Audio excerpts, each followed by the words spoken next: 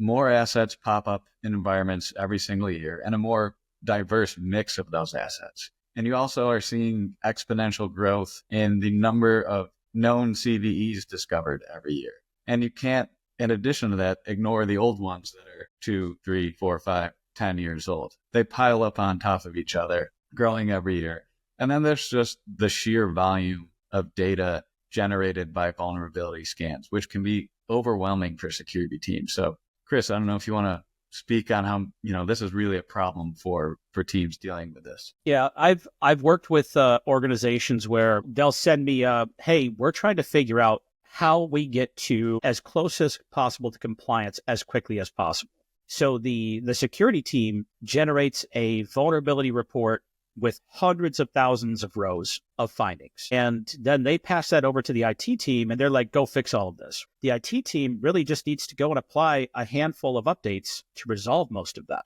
So think about this. On average, your Windows or Mac OS update each month is going to resolve somewhere between 30 and 50 CVEs on average. Every week, you've got a Google Chrome update, and that means you've also got an Edge update because that's Chromium-based. And each of those is averaging somewhere between 8 to 10 CVEs as well. Throw in a few other third-party applications, and suddenly, every single month, every system in my environment is throwing a couple of hundred additional findings onto that report. If we're behind even a little bit, if I'm 3 OS updates out of date, that could be several hundred CVEs on its own. But the reality is all of these updates are cumulative. You give me that line or that report with the hundreds of thousands of findings. If we do the mapping correctly, coming out the other end, you might only have to apply 5 or 6 updates to get the majority of those taken care of. So the data overload when it comes to this is it can get astronomical very quickly.